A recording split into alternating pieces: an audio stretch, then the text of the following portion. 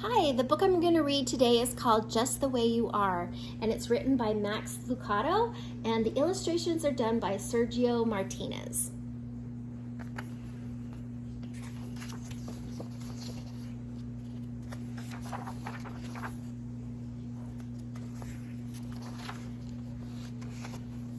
A long time ago, in a land much like our own, let's see,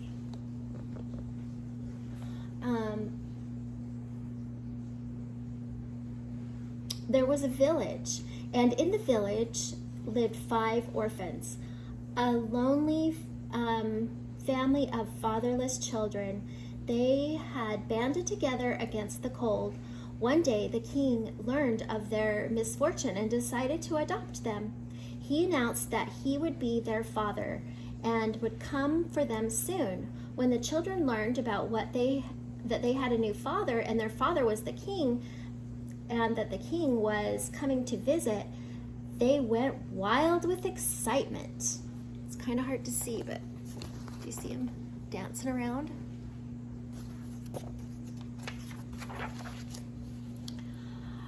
When the people of the village learned that the children had a father, and their father was the king, and the king was coming to their village, they were excited as well. They went to see the children and told them what to do.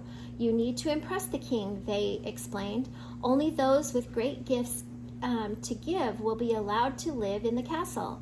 The people didn't know the king. They just thought that kings wanted to be impressed. So the children began preparing gifts to offer the king. They worked long and hard to be sure the king would approve.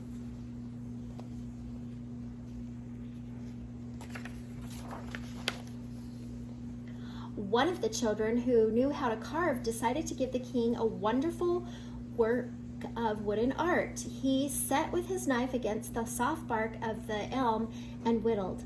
The small block of wood came alive with the eyes of a sparrow and the nose of a horse. His sister decided to present the king with a painting that captured the beauty of the heavens, a painting worthy to hang in his castle. Another sister chose music as her way to impress the king. For long hours she practiced with her voice and her mandolin. Village people would stop at her window and listen to her music, listen as her music took wings and soared. Yet another child set out to turn the king's head with his wisdom. Late hours he would find his candle lit and his books open. Geography, math, chemistry. The breadth of his study was matched only by the depth of his desire. Surely the king would appreciate all of his knowledge. But there was one sister who had nothing to offer. Her hands were clumsy with the knife and her fingers stiff with the brush. When the little girl opened her mouth to sing, the sound was hoarse. She wasn't much of a reader. She believed she had no talent, and so she believed she had no gift. All she had to offer was her heart, for her heart was good. She spent time with any of this. Spent her time at the city gates, watching the people come and go, and she would earn pennies to buy food for her brothers and sisters by grooming people's horses or feeding their animals. She was a simple stable girl, but she had a good heart.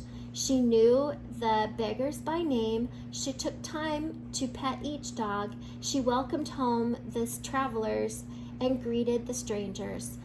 "How was your journey?" she would ask. "Tell me what you learned on your visit. How is your husband? Do you enjoy your new work?" She was full of questions for people because her heart was big and she cared about people. They were all the same to her, and beggars and the rich, and she cared for all of them just the way they were. Let's see. She's talking to people.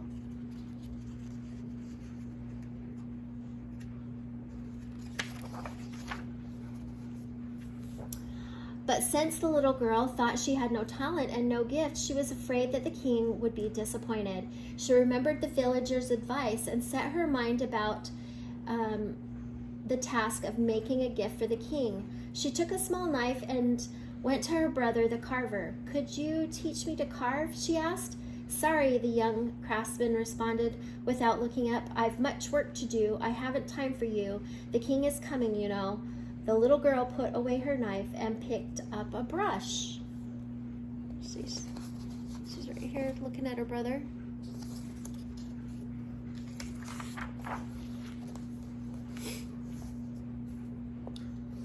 She went to her sister, the artist. She found her on a hill painting a sunset on a canvas. "You paint so beautifully," said the girl, who had no gift but a big heart. "I know," the painter answered. "Could you share your gift with me?" "Not now," the sister responded with eyes on her palette. "The king is coming, you know." The girl that had no gift then remembered her other sister, the one with the song. "She will help me," she said. See, she's looking. She wants her to help her paint. Okay, that one's singing. When she arrived at the sister's house, she found a crowd of people listening to her sister sing. "Sister," she called, "Sister, I've come to listen and learn." But her sister couldn't hear. The noise of the applause was too loud. With a heavy heart, the girl turned and walked away. Then she remembered her other brother. She took a book with small words and big letters and went to see him. Here she is. "I have nothing to offer the king," she said. "Could you teach me to read so I might show him my wisdom?" The young sage-to-be didn't speak. He was lost in thought, and the child with no gift spoke again. "Could you please help me? I have no talent." "Go away," he said the scholar, scarcely moving his eyes from the text. "Can't you see I'm preparing myself for the coming of the king?"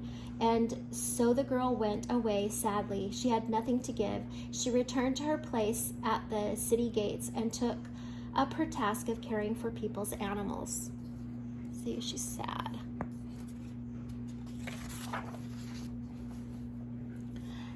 After some days, a man in a merchant's clothing came to the small town. "Can you feed my donkey?" he asked the girl. The orphan jumped to her feet and looked into the brown face of the one who had traveled far. His skin was leathery from the sun. His eyes were deep. His kind smile warmed the girl's heart. "That I can," she answered eagerly, leading the animal to the trough. Trust him to me. When you return, he will be groomed and fed." "Tell me," he asked as the donkey drank, "have you come to stay or for a while? I'm looking for someone." "Are you weary from your journey?" "That I am." "Would you like to sit and rest?" The girl motioned to the bench near the well. Near the wall. The tall man sat on the bench and leaned against the wall, closed his eyes, and slept.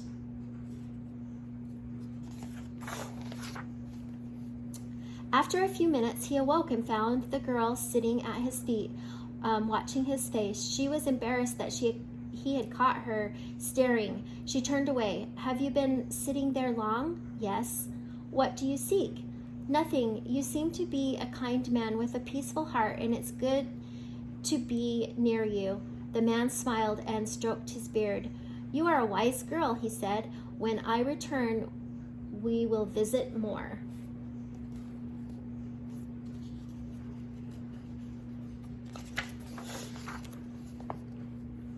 The man did return quite soon. "Did you find the ones you were seeking?" the girl asked. "I found them, but they are too busy for me." "What do you mean?" "The first one I came to see was a woodsmith rushing to complete a project. He told me to return tomorrow. Another was an artist. I saw her sitting on a hillside, but the people below said she did not want to be disturbed. The other was a musician. I sat with the others and listened to her music. When I asked to talk to her, she said she had no time. The other I saw had left. He has moved to the city to go to school." The girl's eyes widened as she realized who the man was. But you don't look like a king, she gasped. I try not to, he explained. Being a king can be lonely. People act strangely around me. They ask for favors. They try to impress me. They bring me all their complaints. But isn't that what a king is for? Asked the girl. Certainly, responded the king. But there are times when I just want to be with my people. There are times when I want to talk to my people, to hear about their day and to laugh a bit and to cry some. There are times when I just want to be their father.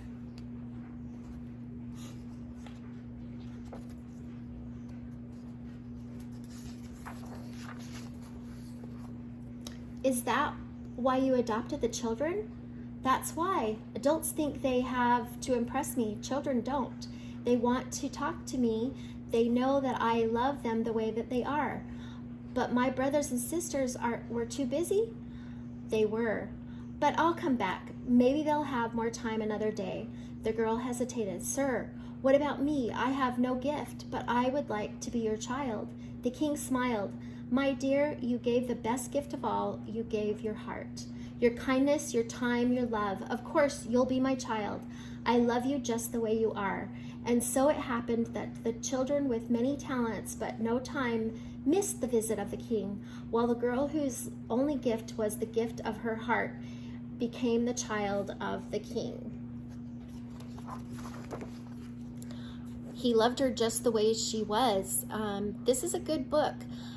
Because it helps us to see it's important to develop our talents, but it's also important to develop our heart and to listen to our heart and listen to the hearts of others. So I hope you enjoyed this book, and I hope that you will subscribe to our channel, come back soon and listen to more read-along books by Grammy and Grandpa, and like this video. Have a great day.